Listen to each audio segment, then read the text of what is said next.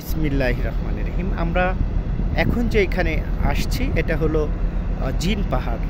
এই পাহাড় এক অদ্ভুত পাহাড়, মানে এটা আপনারা না দেখলে আসলে আমি যতই বলি না কেন আপনাদেরকে বোঝাতে পারবো না।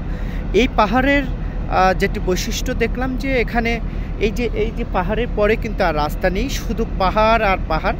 এই পাহাড়ের যে বৈশিষ্ট্য সেটি হলো যে এক একটি পাহাড় এক এক রকম, এবং এক এক পাহাড়ের উপরে মনে হচ্ছিল যে পাথরগুলো মূর্তির মতো দাঁড়িয়ে আছে। এটাকে জিন পাহাড় বলা হয়। এবং এই পাহাড়ের যখন আসে তখন গাড়ি চালানোর খুবই কষ্ট হয়।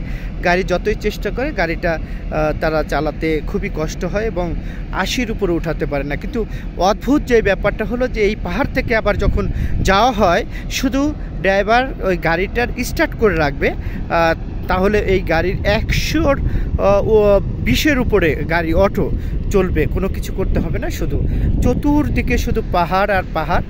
আমি দেখানোর চেষ্টা করছি আপনাদেরকে যে দেখুন আমার পিছে পাহাড়, চতুর্দিকে শুধু পাহাড় আর পাহাড়।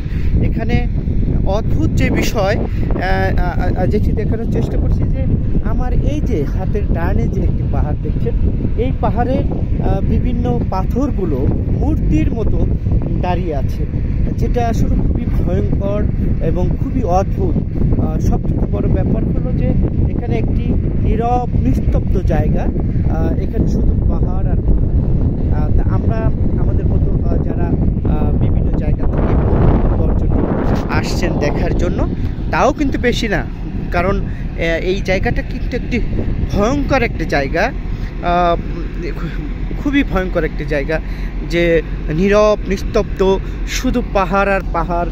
যেই পাহাড়ের বৈশিষ্ট্য বলে শেষ করা যাবে না, এই সকল পাহাড়ের বৈশিষ্ট্য বলে শেষ করা যাবে না। আমি দেখানোর চেষ্টা করছি।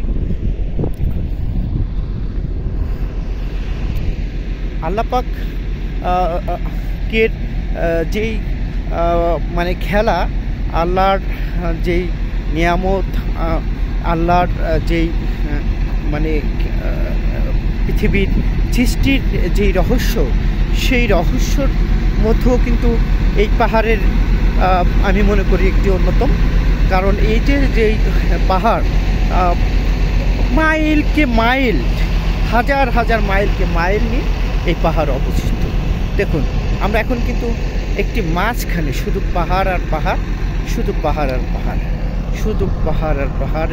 এই অদ্ভুত পাহাড়ের যেই মানে বিষয়গুলো আসলে কীভাবে যে বলবো, কীভাবে যে বর্ণনা করব, এটা আসলে শেষ করতে পারছি না।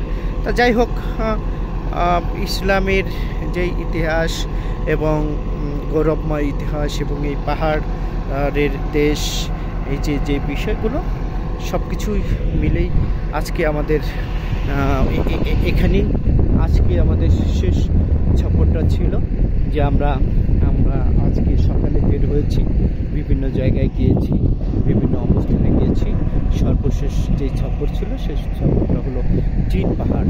এই যে জিন পাহাড়ে আমরা আসছি, এই জিন পাহাড়, এই যে আমার হাতে ডাইনে যে জায়গায়, এই পরে থেকে আর কোনো রাস্তা নেই, এখানের পরে থেকে শুধু পাহাড় আর পাহাড়, পাহাড় আর পাহাড়।